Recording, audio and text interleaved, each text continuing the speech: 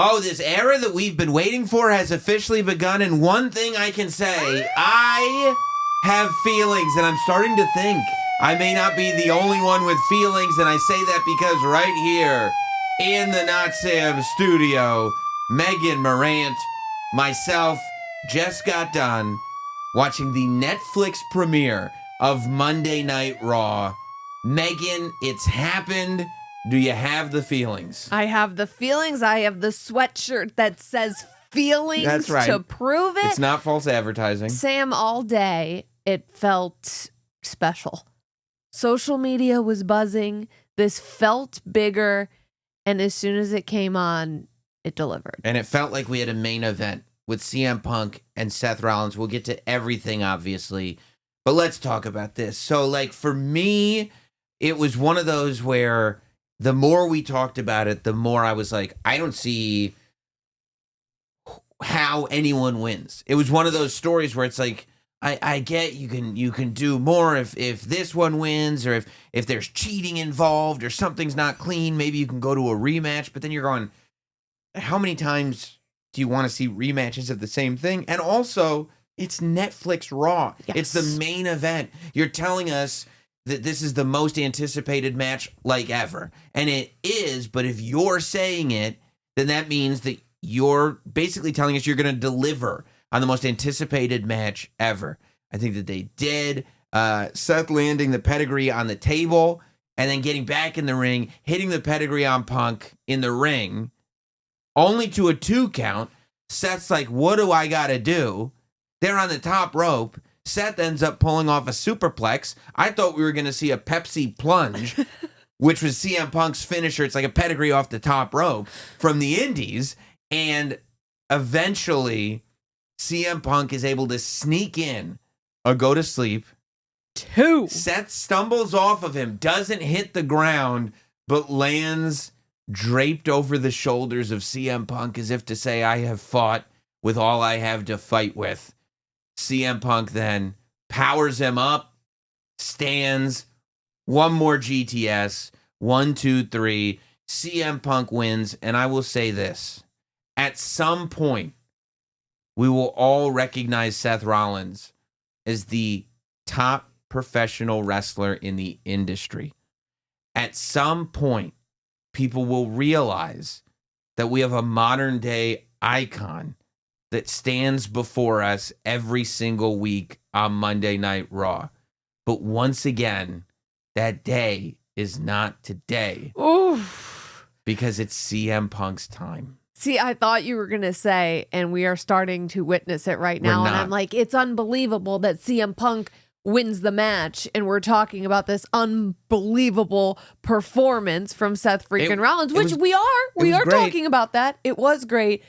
But it is CM Punk's time. And you said it on the Not Sam show. There's going to be people in your life that say, oh, that wrestling thing. Wait, CM Punk's back? I got 2 texts already. CM Punk's still wrestling? Yeah. Is this happening? There's a whole generation of people that were like, oh, I love this stuff. CM Punk goes away.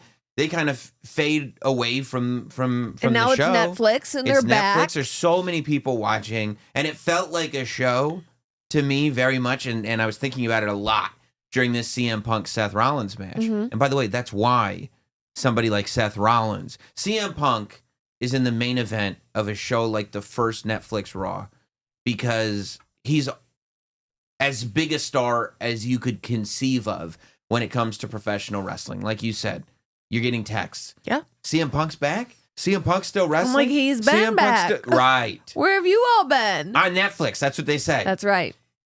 Seth is in that main event because you want to send, I believe one would want to send a message to the world, which is, this is what modern day, forget about WWE, professional wrestling at the highest possible level looks like. And that is what Seth Rollins is there to deliver, whether it's in the storytelling that you believe going into this match, or whether it's in this match itself that you can actually get lost in the combat of this. And they say that if you're doing it right, you're telling a story in the ring. The match itself, because people go, storytelling, you mean like promos.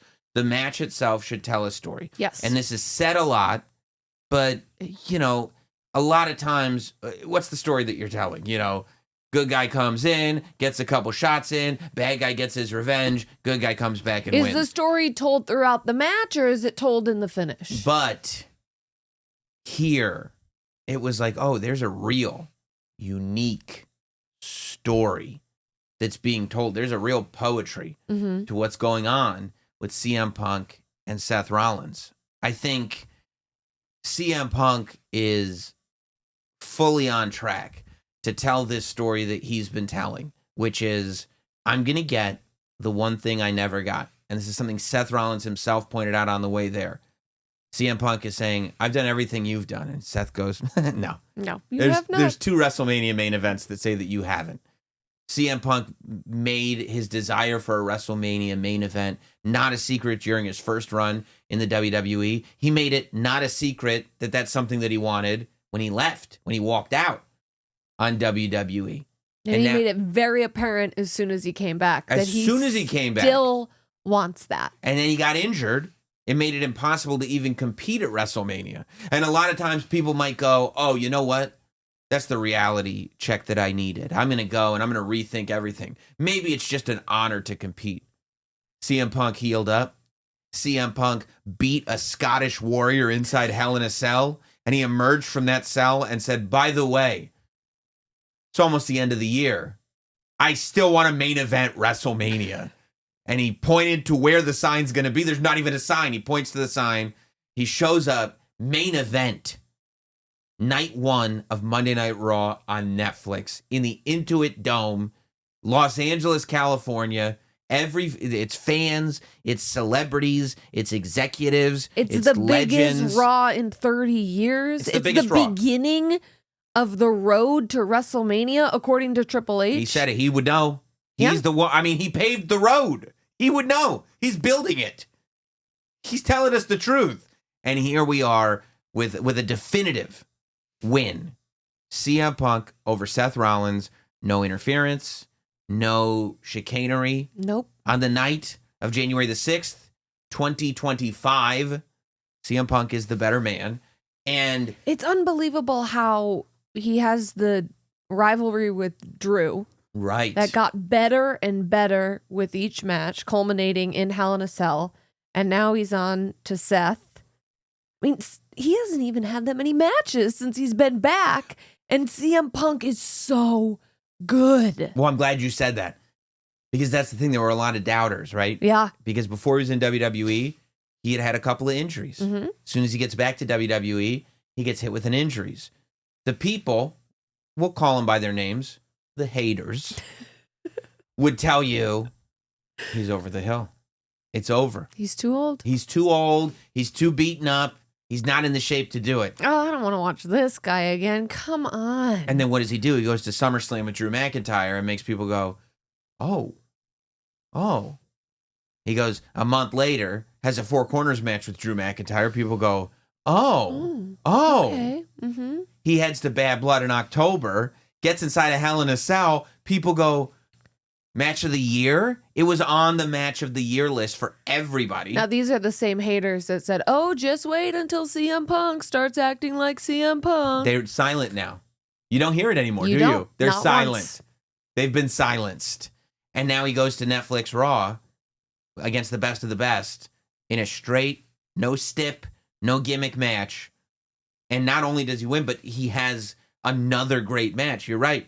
He hasn't had that many matches in WWE, and this is his only, this calendar year, the last 365 days is the only time that he's been back wrestling. All of them have been great. All of CM Punk's matches have been great. And it makes you go like, oh, this is just what we can expect. Now, to me, it feels like the Royal Rumble's on the horizon for CM Punk. Yep. It feels like Gunther may be on the horizon for CM Punk. I love it. Feels like world title visions maybe on the horizon for CM Punk. Feels like WrestleMania main event maybe in the horizon for CM Punk. And don't forget, there's a favor on the horizon for CM Punk. I forgot about the favor. What am I doing? You forget Getting about so the excited favor. about the streaming and the Netflix. I forget about the favor. There's a favor. There's a favor on the horizon from a wise man for CM Punk. Yet, what is in front of Seth Rollins? Think about what Seth Rollins has done this year alone. Okay, this is what I mean to say when I tell you, and I said it when I was going through the best wrestlers of the year when I was wrapping up the 2024 on the pod, that like this is the most underrated wrestler in the industry. Like he goes into WrestleMania, and on the way there, they're like, "Look, the whole plan got mixed up.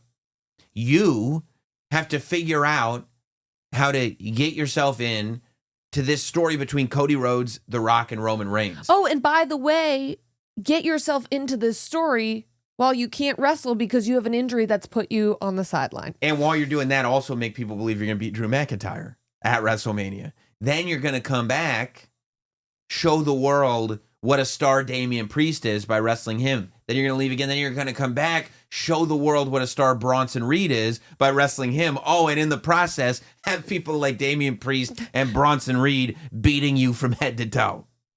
Now he's back. He loses to CM Punk. It is on the first Netflix Raw. It is the main event. It's where he should be. But you have to wonder, I mean, he's already had his Logan Paul match. Yep. I don't see how you lose to CM Punk and then go, it's time for me to have the world title.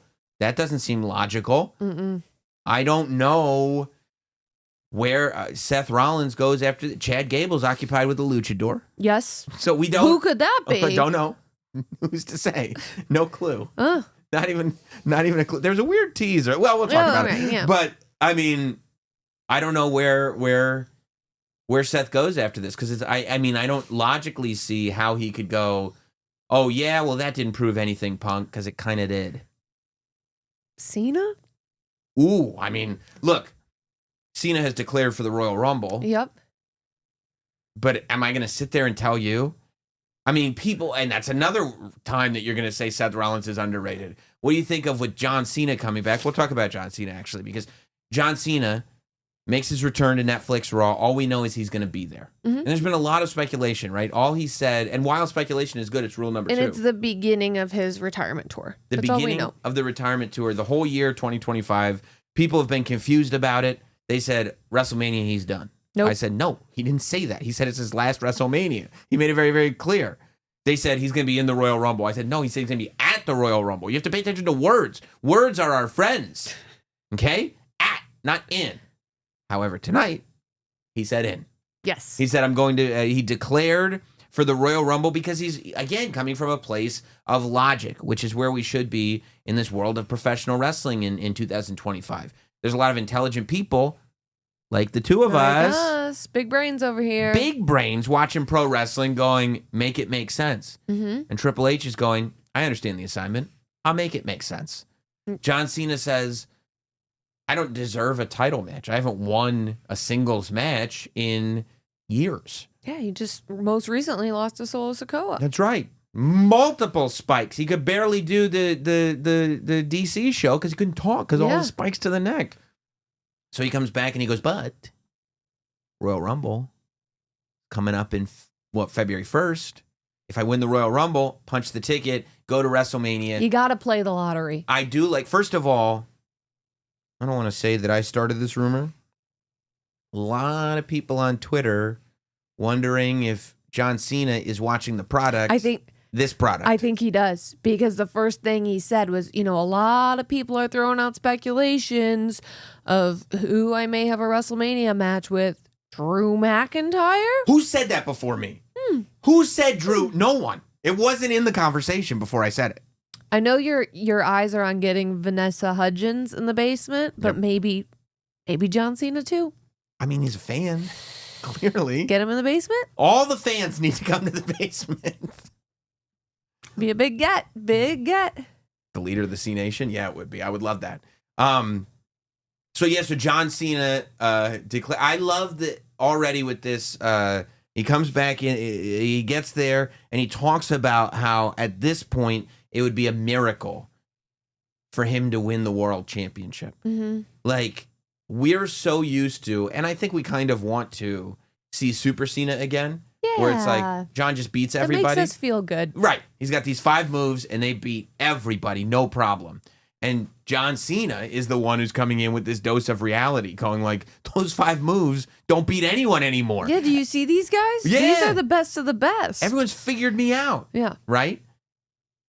I like that he's making this 17th world title win something to climb for instead of an inevitability, right? He's acknowledging that the conversation is there. The people that he mentioned, whether it was me or others, are people that people are talking about when it comes to who John Cena's opponents are going to be. Logan Paul was, of course, the big rumor that was spread, a couple weeks ago, but for WrestleMania. But I really like that the first journey, it seems like, is going to be John Cena figuring out how to once again be world champion and how to not how to win the title, but how to even get a match for it, which is great. Yeah, we'll be along with that journey that apparently now starts at the Royal Rumble. Only have so many chances to punch your ticket to WrestleMania, and John Cena made us very aware of that as well. Right, 2, really. If you want to do it the old-fashioned way, you got the Rumble, you got the Chamber. If those don't work, you miss Mania, maybe you win a briefcase. And who knows, maybe that'll be the story. Maybe John Cena almost wins the Rumble and loses. Maybe he almost wins the Chamber, but loses. And then he wins Money in the Bank. He has to win Money in the Bank. But what about this? People aren't even, okay, you might win the Royal Rumble, or you might win the Elimination Chamber or whatever. But if you show up at WrestleMania and Gunther or Cody, whoever it is, still has that title, who's to say John Cena's going to beat him? What happens if John Cena does all this work, gets his title opportunity, and then doesn't win the title? I mean, there's a lot of meat on the Cody Rhodes bone, as you talked about on Notsam Wrestling. So it's tough to be like, oh, and then John Cena beats Cody Rhodes. Right. And then John Cena beats Gunther. Right. You're going, beats who? Right? Not that many people beat those guys. No. I don't know if you heard. And I know it's John Cena we're talking about. But it's Cody Rhodes we're talking about. Correct. But it's Gunther we're talking about. Okay, this is a different era. The game has been elevated. It's been elevated. You're 100% right, because people don't go, oh, is this era better than the Ruthless Aggression era? They're past it. They go, this might be better than the Attitude era. This might be the best era. Drew McIntyre said it the other night. This is the best wrestling's ever been. We're the best wrestlers.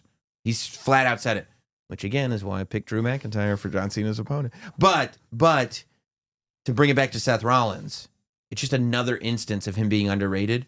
When people talk about their favorite John Cena rivalries, they talk about Edge, they talk about Randy Orton, they talk about CM Punk. Randy Orton. He's another one. Of course he's another one. Sometimes they'll bring up AJ Styles. You know who's one of John Cena's greatest dance partners ever, ever, ever? Seth freaking Rollins. The John Cena, Seth Rollins matches. I mean, they turned Jon Stewart into a heel. They were so good. You got to go back and watch some of these things. I mean, Cena and Rollins are magic together. And there is a version of this. Maybe Rollins is going to be a villain. Maybe that's the only place to go. Maybe Rollins. Well, it is interesting because in this CM Punk match, I said to you as we were watching it, I said, there's a big part of me that agrees with Seth. Yeah. Seth said, hey, I built this place. When they're at the press conference at WWE HQ, he's like, welcome to the home that I built. You didn't build this. I built this. And then you showed up. But that's the new logical way that the villains have this sort of logic where it's like, and I'm listening to Seth and I'm going, yeah, he did build this. Right. Like, you're not wrong. I just don't like the way you're doing it. It's like, I don't mind what you're saying. I just don't like your tone. I've heard that from my wife many times. What? I'm right. Yes, but your tone. But it's the tone. And that's what it's not what you said. It's how you said it. And that's what makes you a heel. Yeah. That's what my wife tells me anyway. So you had the announcement. Next week we're getting not only the Intercontinental Championship finals for the women, Dakota Kai and Lyra Valkyria, but we're getting Finn Balor versus Damian Priest street fight. Love it. So we're keeping the matches big on Raw. It'll be real interesting to see what Raw looks like next week. We'll talk about that in a moment because we got the Hulk Hogan surprise. And I think Hulk Hogan also got the Hulk Hogan surprise. Yeah. Yeah. The Intuit Dome wasn't so happy to see the Hulkster. We talk about eras. I know. Eras change. They do. But yeah, big partnership now. Yeah, so we'll see where it goes. It is funny to watch. I love Jey Uso and Drew McIntyre. I love Jay's entrance. You had Travis Scott coming out. Jay is probably the coolest superstar in WWE, and then he hangs out with the coolest people ever. Like WrestleMania, making your entrance with Lil Wayne. I mean, amazing. Do you want to it was pathetic. Megan and I were literally scouring the backstage area of WrestleMania, just trying to see if there was any way to hang out with Lil Wayne at all. And people were like looking at us like, what are you doing? Lil Wayne doesn't want to hang out with you guys. No chance. I don't know. Drew Barrymore did. So like, I think Lil Wayne probably would. And they're like, you guys got to go. Do you even have, like, what are you doing here? And we're like, all right, we'll leave. There was a moment, and this is a brief aside. There was a moment when I was listening to the Monday show and you were talking about Vanessa Hudgens. And I was like, oh, I got to ask Sam, like, if Vanessa comes, maybe I could be there, maybe be in the hot dog roll. And then I was like, I actually don't know if I want to. Because it's a pun. It's a hot dog roll. Go ahead. I get it. But I was like, I got to talk to Sam. Maybe I can be there. You know, Vanessa Hudgens, I love her. Love High School Musical. And I was like, I don't know if this is a good idea because you were also so excited to meet Drew Barrymore. And you met Drew Barrymore with Sam.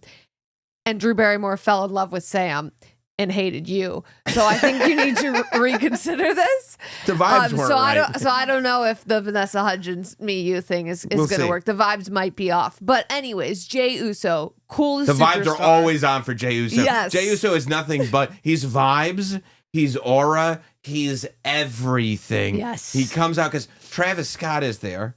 Because Travis smoking a little joint. Was that what that was? I think it was a little joint. Brought to you by. And he's got the new hardcore championship, which awesome. I am like, when are we getting the replicas? Because I'm getting one. I need one. The Travis Scott Universal, like modern hardcore championship. Get it. I need it whenever these come out. They're probably going to cost an arm and a leg, whatever. The kids, they can go to public school. Okay. So we can make this happen. But you're right. Jay comes out to WrestleMania, Lil Wayne. It's like we have Lil Wayne ready to do an entrance. Of course it's going to be Jey Uso. We have Travis Scott here. One of the biggest stars in all of music. Coolest dude in the world. So cool he can clearly do whatever he wants on television. And we're streaming, baby. Yeah. No censors now. No censors. No. We didn't have censors for the crowd. We'd have bombs. Hey, thank you, Los Angeles. He comes out with Travis Scott, and Jay has the ability, this is what cool is. Jay has the ability to look cool next to these people that are bona fide cool. Like if I stand next to Travis Scott, I'd be excited about it. Loser. That's what I'm saying. You would never be like, they'd be like, oh, that girl. No. Yeah. It would be tough. It'd be tough for us. Jey Uso, he pulls it off. McAfee could do it too. He could. McAfee, Jay, and Travis Scott yeeting on top of that commentary table. I think Michael Cole was trying to get up there too, but they were like, well, the Syracuse days were a long time ago. He's not the athlete he once was. Hey, he's on a bus now. What more can you ask for? Truck. He's on the on the truck. Incredible. But I love the way the match went. This was one that I was like, I wonder, Drew's such a big deal now. Is it just going to be, hey, match, Claymore, Drew wins? Because that feels like kind of where Drew's at right now. Mm-hmm. But, was it artfully? I love that Jey Uso finds a way. That's the magic of Jey Uso. He finds a way. And I would argue that he went into this match the underdog. Yes. I think most fans probably thought of him as the underdog. Yes. And the fact that, and the way he did it too, when he's getting ready to get hit with the Claymore and he collapses. And then Drew gets him up, gets ready for another Claymore, but gives him just enough time, dodges the Claymore as Drew falls over. It's the roll up. 1, 2, 3. Drew is furious. Jay is the winner. And that's that. That where I say, like, with Seth and Punk, it was like, Punk won, dude. There's nothing to say there. With Jay and Drew, Drew is as angry as any superstar could be. That's amazing. Because the fired up Scottish warrior, I mean, Drew's operating on another level already right now. Yes. And he's been all over. This is why we thought Jay's the underdog, because Drew's been everywhere. Yes. Yes. Sending messages to everyone that is even remotely in touch with the bloodline. Yes. And then all of a sudden you pick up a quick one over an already angry Scottish warrior. And you're literally by blood in the bloodline. Oh. Whew. Not good. And Drew's just on every show. I mean, I wouldn't be surprised. The Rock needs to watch. We find out, and we'll get to The Rock. Yep. But we find out that The Rock's going to be on NXT, which is wild. First of all, NXT general manager Ava just chilling at the Golden Globes. I go, this is what she does in her free time? Yeah. It's amazing. She's sitting there at the Ted Sarandos table at the Golden Globes with Papa Rock. And then Rock says he's going to be on NXT. I mean, Rock is bloodline too. I wouldn't be surprised if Drew McIntyre, who knows where he shows up at this point. That would be sick. Yeah, there's been a lot of questions. It's like, is Drew going to be on Raw? Is Drew going to be on SmackDown? Drew goes wherever Drew wants to. You better close that trade window quickly, because Drew's climbing in every single one. Yes, if there's a microphone, he's grabbing it. Or a face to kick. Yes. Yes, both. He likes both. We got the tease that's been growing and growing as we watch Raw together every single week from doing Raw Talk, and I yell every time it happens, and you're like, wait, what? And I go, I think, and I go, wait, those are his eyes. That's the whole mask. It said Penta this time. So excited. And then we heard Chad Gable backstage saying he wants a match with a luchador. He's got to be like me and Seth and Kevin Owens. Chad Gable's got to start watching the show. Yeah. He's got to start watching the show. He would have made way less mistakes with the Wyatt Six. Wow, you're actually criticizing Chad Gable. This is so interesting. He's great. He just doesn't watch this program. He's got to watch the product. Well, he has a lot of athletes to train. That's he's a busy guy. That's true. And the Creed brothers, they take a lot. Mm-hmm. They take a lot. So that's very, very exciting. You had Liv Morgan and Ria Ripley. And this is one of those where this must end. That's right. That's exactly right. Punk and Seth, it was like, even though it's been brewing for years, this is the beginning. Jay and Drew is just starting this new story. Liv and Rhea, this must end is exactly how I would describe that. And it's like there can be no questions left after this match. I don't know if like Dom Mysterio is sprinkling Miracle Grow on his upper lip.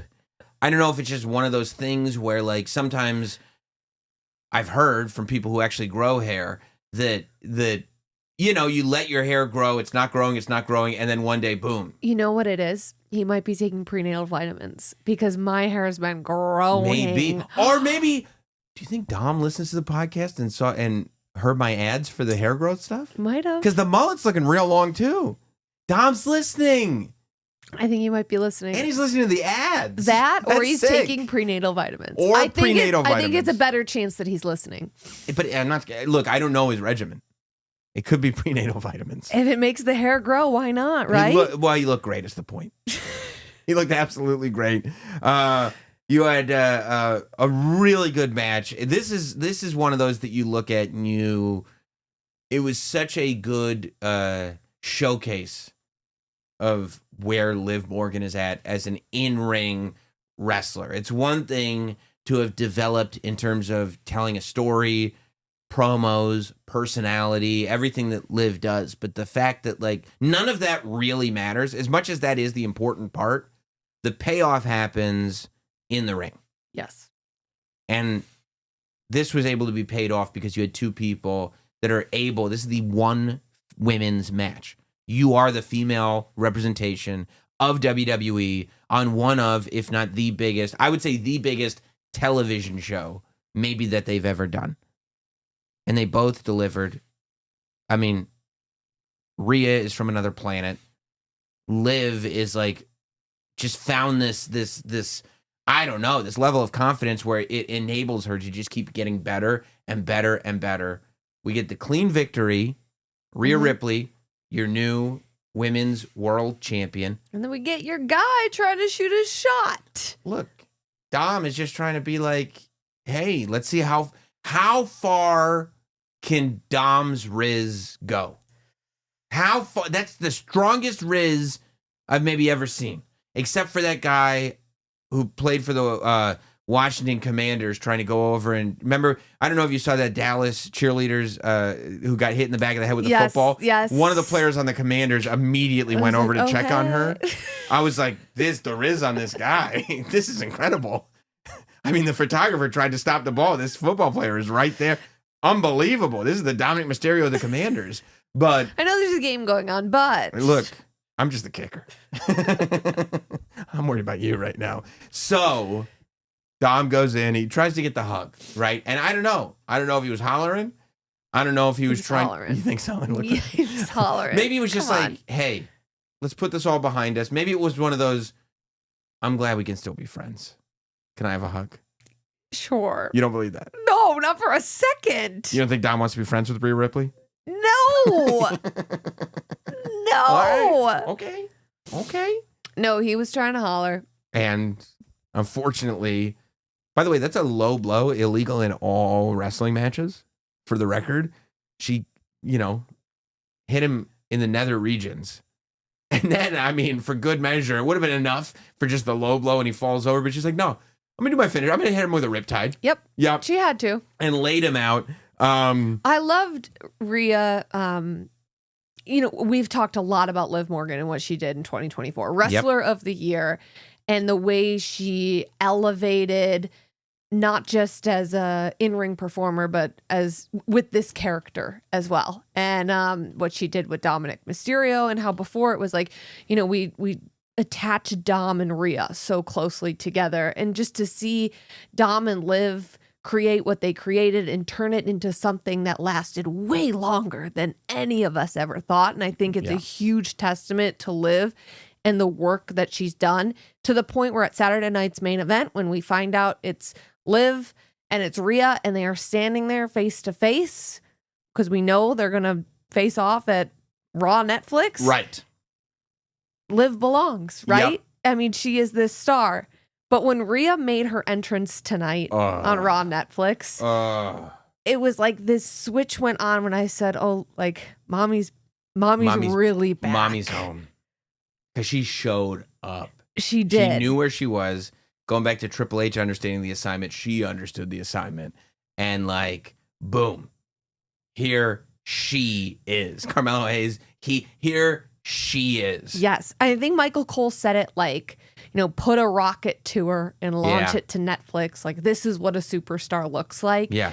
And you hear that this is my brutality. And she comes out and you're like, who is that? Well, because it's like Rhea comes out maybe more than almost anybody on that roster.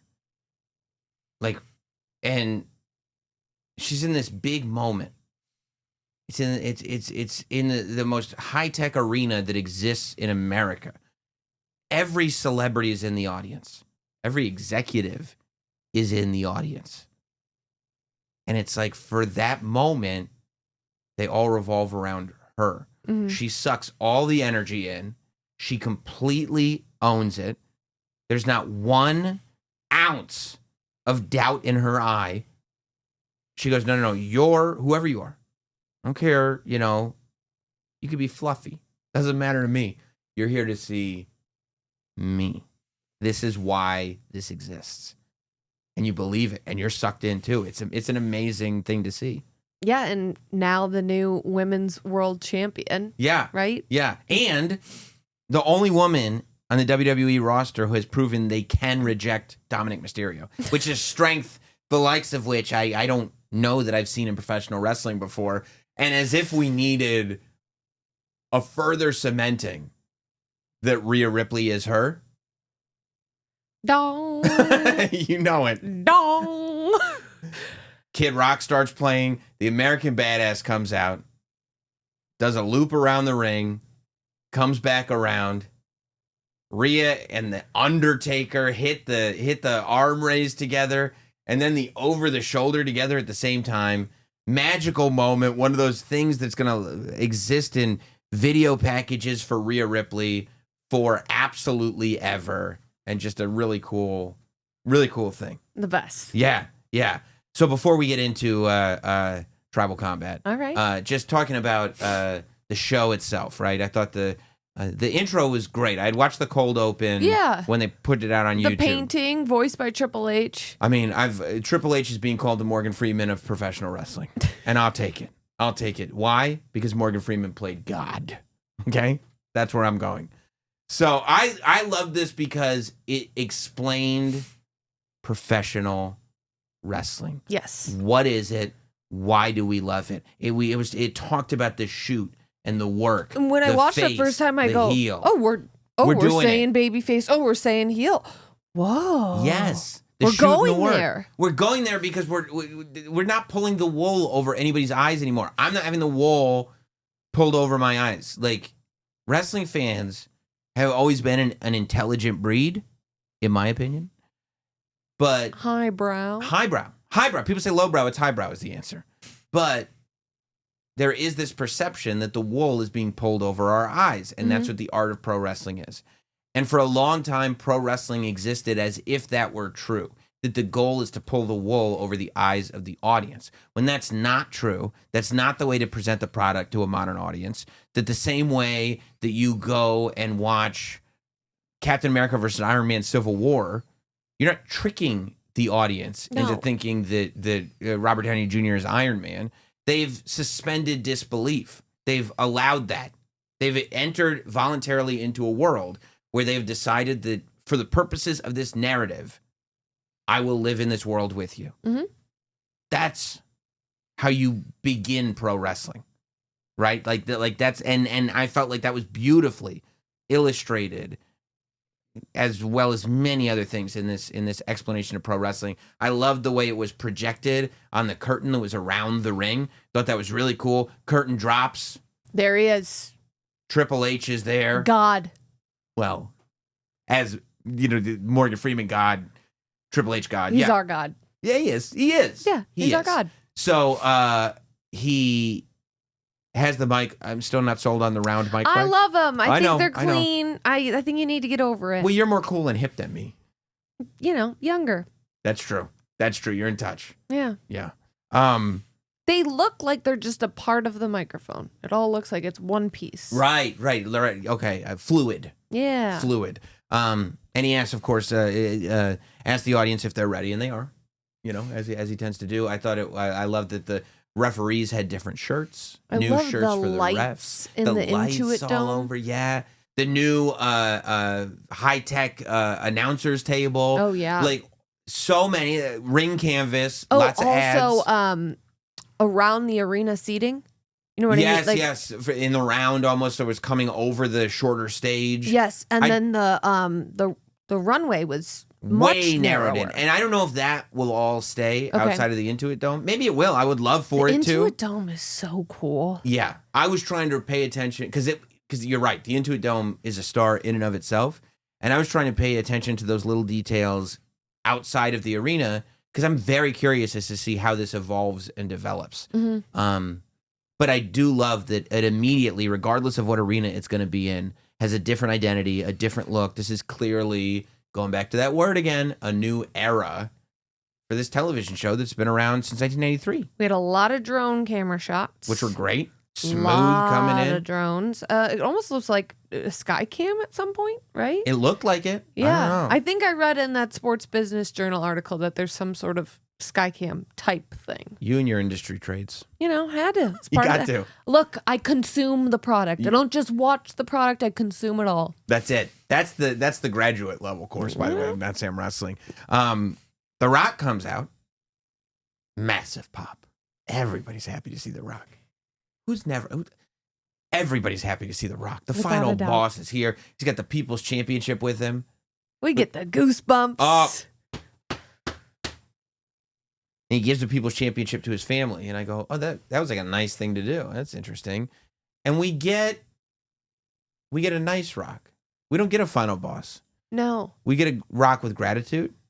Mm-hmm. We get a Rock that is there to put over the accomplishments of the WWE, of TKO, and of the partnership with Netflix and all that Netflix has contributed to this. A shout out to the executives in the Skybox.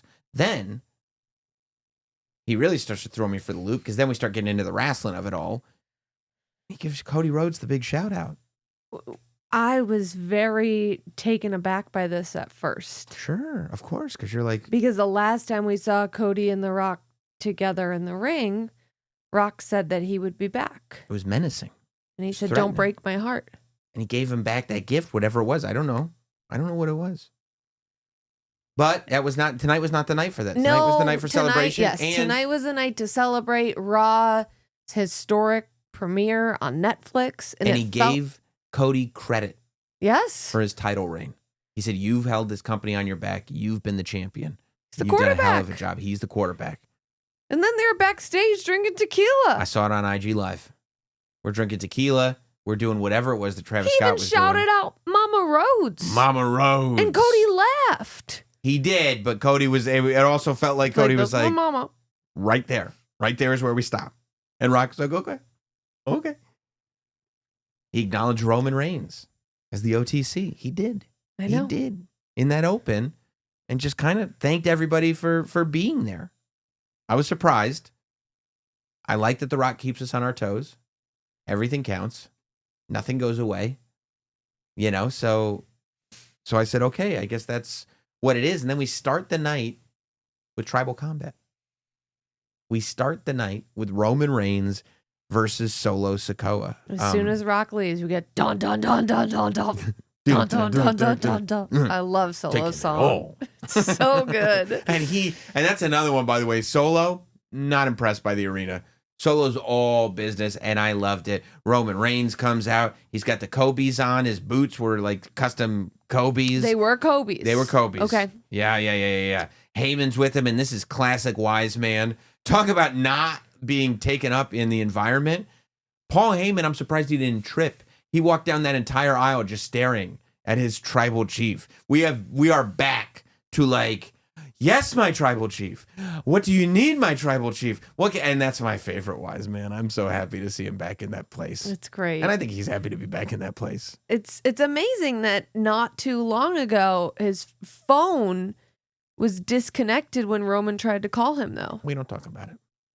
Okay. It's just... We've moved on to better times. Interesting. No, we've moved on to better times. We've come a long way. We've come a long way. In a short time. So we get some brutal action. One of my producers from Sirius was texting me saying his daughter was asking him, why are they using chairs and stairs? Anything goes. Tribal combat. I texted him back. It's tribal expletive combat. I didn't write the word expletive. I actually wrote unexpletive. On Netflix, you can say that. I know, but we're not on Netflix. This is a family program, all right? Family content. And as they're going, by the way, this has led to controversy because I've seen you dealing with it on Twitter. As the match is happening, these Los Angeles fans, this is not just a Los Angeles problem because it's happening everywhere, and this is a prime example of why it's like, stop. We want tables. Let the competitors compete in the match the way they deem appropriate. Roman was almost looking at him like, obviously we're going to have tables. Just wait. We'll get there. We will get there. And then like 5 minutes later, Solo Sikoa grabs a table from under the ring. And it's almost like, guys, can we not put the cart before the horse? Stop asking for tables in a match where anything goes. You're going to get them. Okay? Let the competitors compete. For God's sake. It was the perfect example of why it's like, shut up. You had a lot of new fans in the building. It's the old fans. They do it every time. And then they act like me and they try to get Bully Ray mad at me. They try to get Bubba Ray Dudley upset with me because, he's the tables guy. And I'm like, no, I like that they love the tables. I love don't Bubba. Like the chant.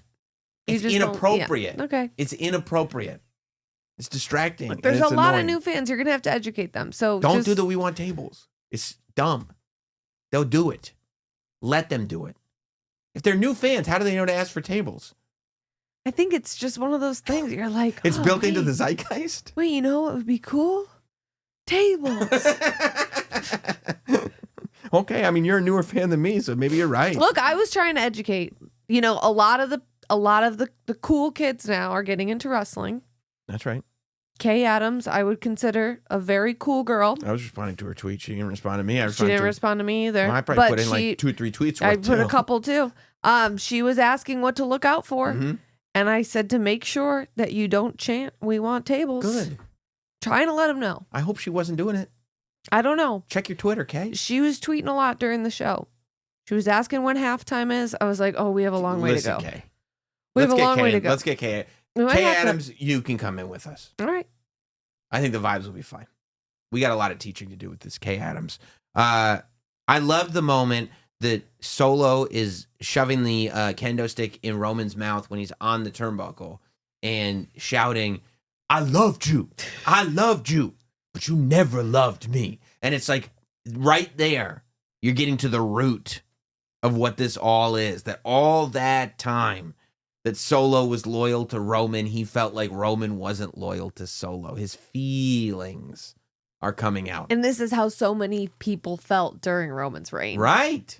Exactly right. I mean, this was probably something Jimmy Uso could relate to. Yes. Probably something Jey Uso could relate to. Definitely something that Sami could relate to at some point. At some point. Yeah, not now, but a lot back then. A lot. So then, of course, as it turns out, even though it's tribal combat and the bloodlines are left at home, as I've stated before, two things. Whenever it's tribal combat, there's absolutely going to be interference. Mm-hmm. And whenever the statement is made, "I will leave my bloodline at home," the bloodline is absolutely coming. 1,000%. Both are going to be there. Both were. We had the altercations, right? We had the moment where we had Jacob and Roman finally getting hands on each other. Every time Jacob and Roman get hands on each other, it's brilliant. So Roman's bloodline comes in. Solo's bloodline is in. Chad Patton ends up getting a spike to the neck. The ring is finally cleared up. Looks like Roman is finally going to be able to take advantage of Solo Sikoa. And then Roman eats a stunner from, of all people, Kevin Owens. And there's this beautiful gasp from the audience because it was that moment where you're like, I never saw that coming, and it makes perfect sense. Well, I kept trying to think, one, how is Cody Rhodes going to be involved in Raw Netflix, right? Yeah. Because Cody Rhodes is all over the Raw promos. But we had Cody Rhodes involved because The Rock came out and he acknowledged Cody Rhodes. And we got to see that whole interaction. So I'm like, maybe that's what we're getting from Cody tonight. Maybe that's it. But then all day today, I kept trying to think, what really brings all of these stories together? Interesting. And I kept thinking, it's Drew McIntyre. Right. He brings a lot of this bloodline and everything else that's going on in WWE together. Yes. But Drew has a match. He's RQP, though. It can't be Drew. Is something else. Oh my gosh, there's Kevin Owens. Boom. Did you think of it, or did you think of it as you saw it? As I saw it. Yes. You're like, how could we not see this? It was right in front of our face. I was like, it's got to be Drew. No, wait, Drew's busy. Oh. Why is Kevin mad at Cody? Because of Roman. Yes. And the bloodline. Here it is. And then Cody comes out. After seeing him in the audience with The Rock, Cody comes out because what did he say to Nick Aldis? He said, the minute I see Kevin Owens, it's on site. Or anybody that looks like Kevin Owens. Like Kevin Owens. It's on site. And he saw Kevin Owens. He came to the ring, took care of Kevin Owens. That's when Roman Reigns is able to get the victory, clean in the middle, Superman punch, spear, 1, 2, 3. Roman Reigns beats Solo Sikoa. The original tribal chief is the only tribal chief. And Paul Heyman gets to place that Ulafala around the neck. Paul Heyman gets on his knees. Places it around the neck of Roman Reigns, and just as Roman Reigns can wear it proud. Oh, no, he doesn't. He doesn't place it around his neck. He has it ready to place around his neck. And here comes The Rock. And this is when I start to get really nervous. Mm-hmm. And Paul Heyman looks, and Roman Reigns looks, and The Rock gets in the ring, and he's staring at Roman Reigns, and he's holding the Ulafala. And you can see Roman is... It looked like Roman was getting actually emotional. Mm-hmm. Like it looked like there might have been some welling, some tears in the eyes. Because the way the Ulafala was introduced to the Bloodline story was after Roman Reigns beat Jey Uso, I believe. It was Afa and Sika, Roman's dad and Roman's uncle, both of whom are no longer with us, that stood on that stage. And they were the elders that presented Roman with the Ulafala. They were the ones that had this public presentation of you are the tribal chief. And we haven't seen anything quite like that since until tonight when The Rock comes out, who of all the Samoans and really of just about anybody is the biggest star the industry has ever known. To be the one to put that Ulafala on around Roman Reigns' neck, 10 years removed from The Rock first presenting Roman Reigns to the audience after winning the Royal Rumble in Philadelphia and getting booed out of the building. Now, to see them, and Michael Cole even referenced that on commentary, he would get booed out of every building. To see that transformation, to see The Rock place the Ulafala and announce Roman Reigns as the tribal chief, then stare at him with a tense stare, and then hug him and tell him that he loves him. I went, oh, this is juicy. This is juicy. This is real. This is a moment. Roman Reigns, our tribal chief, later on in the night, he said he'd be back on January 27th. May have to do with 2K25 because he went into the WWE 2K25 office, but he said he'd be back on Netflix, Raw, January 27th, which is whatever that is, I guess 3 weeks from tonight. Mm-hmm. That's the Raw before Royal Rumble. Yep. Paul Heyman very excited about it. I don't know that we're getting Rock. I mean, walking into Raw, and I said on the pod, I said on the emergency pod, I said, Rock and Roman at WrestleMania, High Chief versus Tribal Chief. It seems like The Rock has really put a bow, at least for now, on both the Cody situation and the Roman situation, as if to say, I got no problems.